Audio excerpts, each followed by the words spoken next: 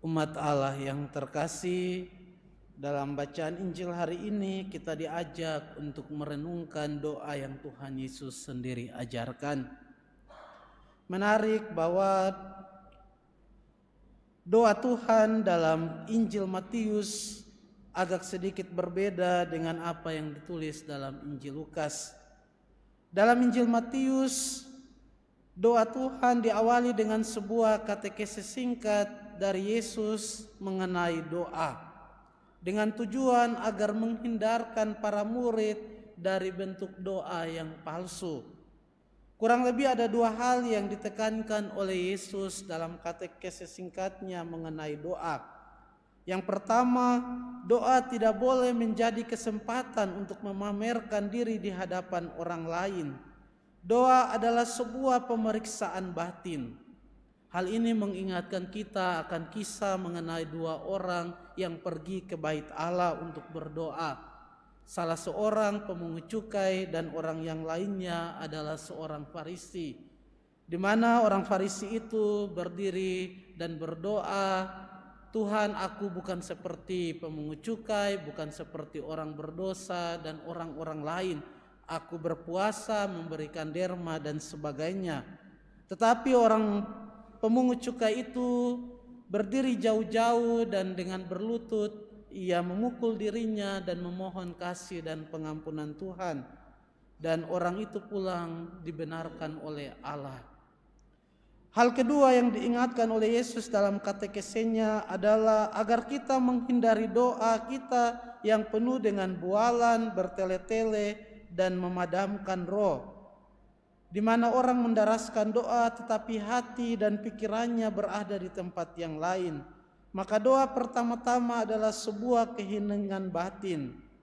Maka itu Santo Benediktus dalam regulanya mengatakan bahwa dalam doa mestinya pikiran kita berpaduan dengan suara kita sendiri.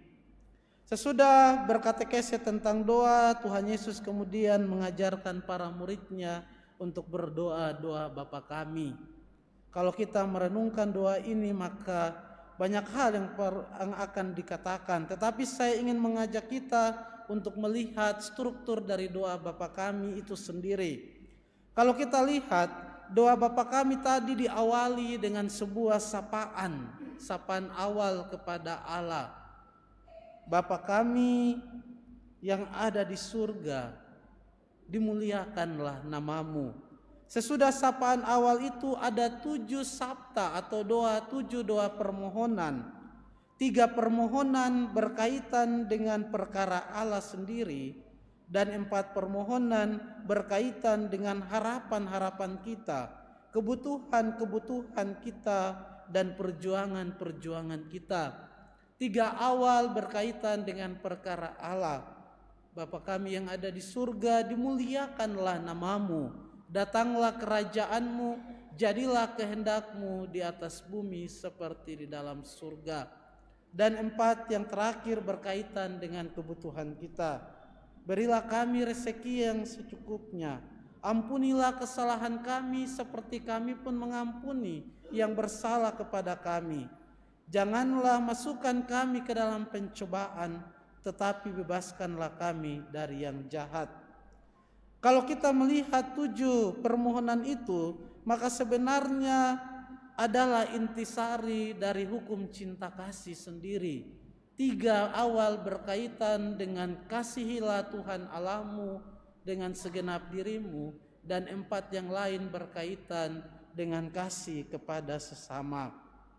Doa Bapa kami adalah doa yang bermula dari Allah sendiri sebagai asal dan tujuan manusia, dan kemudian bermuara pada bagaimana cara kita hidup sebagai manusia yang benar, yakni sebagai anak-anak Allah sendiri. Maka dalam doa ada 2 semangat yang penting yang mendasari doa-doa kita. Yang pertama adalah semangat sebagai anak-anak Allah sendiri. Kita berdoa sebagai anak-anak Bapa yang mau datang kepada Bapa dan membiarkan hidup kita dituntun oleh Allah sendiri. Dan yang kedua, doa kita harus didasarkan kepada sebuah semangat persekutuan, semangat persaudaraan, sebagaimana dalam doa Bapa kami kita menggunakan kata kami. Kita berdoa bersama orang lain, bersama saudara-saudari seiman, karena kita semua memiliki Allah sebagai Bapa yang sama, maka kita diajak untuk menjadi saudara satu sama lain. Semoga Tuhan memberkati kita semua. Amin.